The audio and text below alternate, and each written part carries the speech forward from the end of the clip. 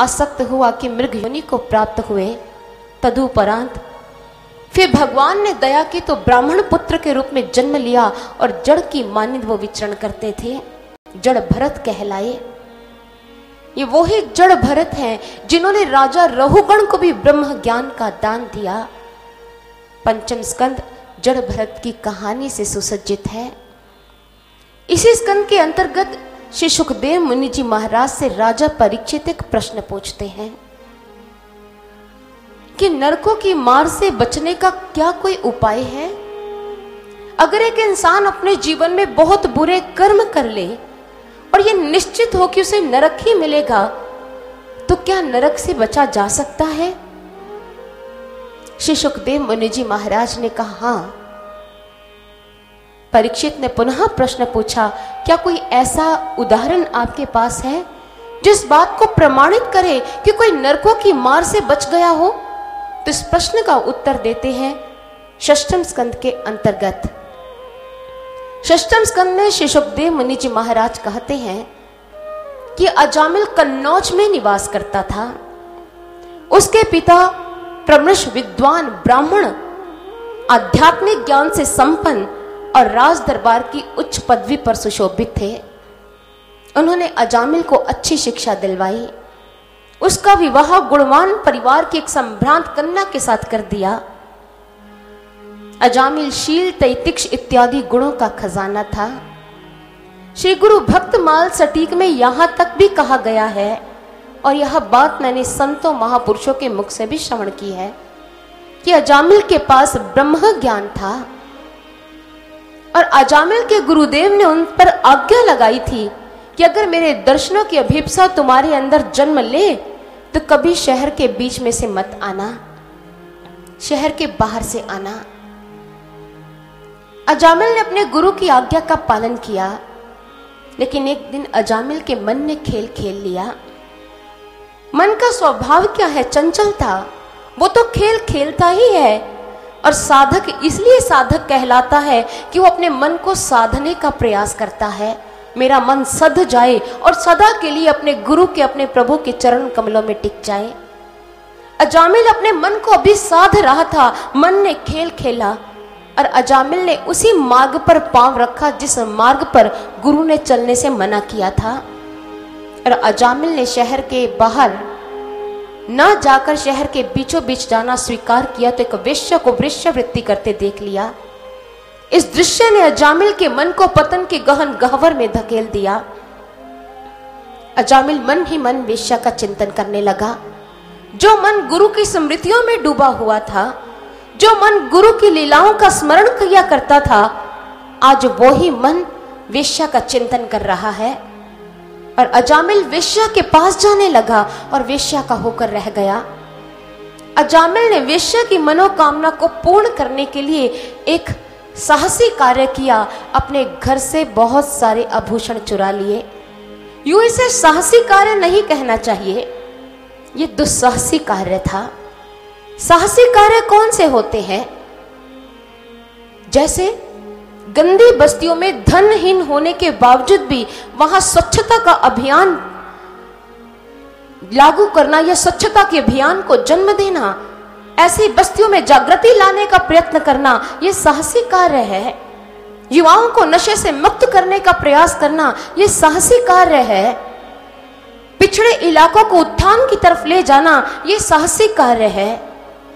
भगवान से बिछड़े भक्तों को भगवान की तरफ ले जाना, यह भी साहसी कार्य कहलाते हैं।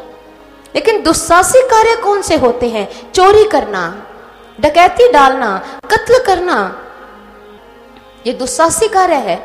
कंस ने अपनी चचेरी बहन देवकी की संतानों की हत्या कर दी, यह दुस्साहसी कार्य है। और ऐसे दुस्साहसी कार्य आज समाज में चरम पराकाष्ठा को स्पर्श कर रहे हैं। हालांकि संकट दोनों मार्गों में है, साहसी कार्यों में भी और दुस्साहसी कार्यों में भी, लेकिन उद्देश्य में एक महान अंतर है। साहसी कार्य भगवान की तरफ ले जाने वाले हैं, हमारे अंदर सत प्रवृत्तियों को जन्म देने वाले हैं, लेकिन दुस्साहसी कार्य हमें पतन की गर्त की ओर ले जाते हैं। अजामिल ने दुस्साहसी कार्य किया। अजामिल को जब घर से अब धन की प्राप्ति नहीं हुई तो पिता से धन की याचना की और पिता ने धन देने से इनकार कर दिया। अजामिल के कुकर्मों का समाचार अजामिल के पिता के पास पहुंच चुका था। उन्होंने तो अजामिल को अपनी जायदाद से बहिष्कृत कर दिया। अजामिल ने अपनी गुणवान पत्नी का भी परित्याग किया और वेश्या के साथ जीवन व्यतीत करना स्वीकार कर लिया। अब वेश्या के साथ वो शहर से बाहर एक झोंपड़े में निवास करने लगे। वेश्या के साथ उनका जीवन व्यतीत हो रहा है और समय के साथ साथ अजामिल की 9 संतानें हुई। आज अजामिल उस मुकाम पर खड़ा है जहां समाज घृणा भरी नजर से उसे देख रहा है। समाज भले किसी को घृणा भरी नजर से देखना शुरू कर दे, लेकिन भगवान दया का सागर है। वो फिर भी कृपा करता है कि मेरा जीवन मार्ग से, मेरा जो भक्त है, मेरा जो भक्त जो मुझे प्राप्त करने के लिए उत्सुक था, वो आज पथ से भ्रष्ट हो चुका है, मार्ग से भटक चुका है, उसे वापस रास्ते पर लाना होगा। भगवान की ऐसी लीला हुई कि अजामिल के झोंपड़ी के समीप ही कुछ संतों का आगमन हुआ। वो संत प्रभु की मस्ती में मस्त थे। भगवान की तो अद्भुत मस्ती होती है और ऐसी मस्ती उनके जीवन में सदा के लिए छा चुकी थी। और प्रभु की मस्ती में मस्त वो संत क्या गा रहे थे, आइए श्रवण करते हैं।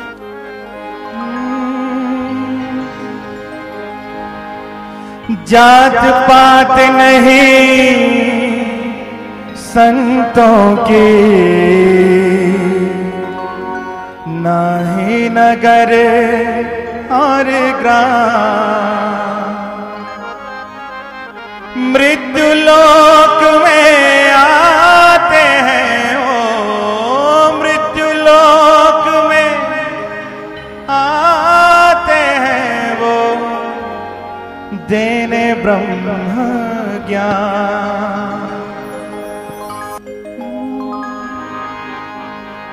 जात पात नहीं संतों की, ना ही नगर और ग्राम, जात पात नहीं संतों की, ना ही नगर और ग्राम, मृत्यु लोक में आते हैं वो, मृत्यु लोक में आते हैं वो, देने ब्रह्म ज्ञान। जात पात नहीं संतों की, ना ही नगर और ग्राम, जात पात नहीं संतों की, ना ही नगर और ग्राम।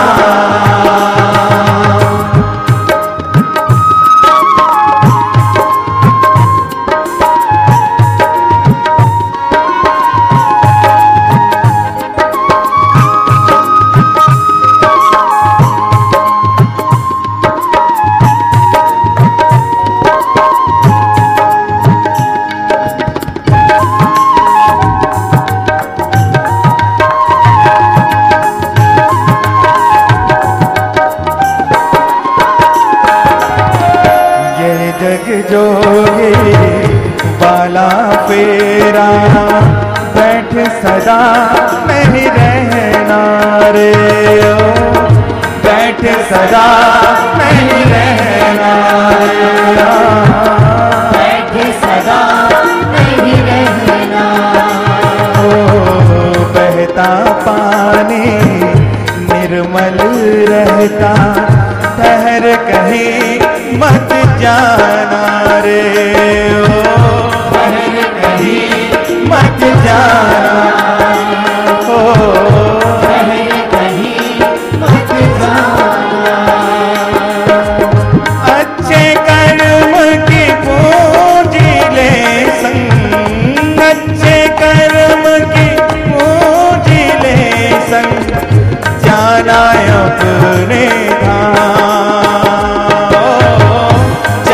पात नहीं संतों की, ना ही नगर और ग्राम, जात पात नहीं संतों की, ना ही नगर और का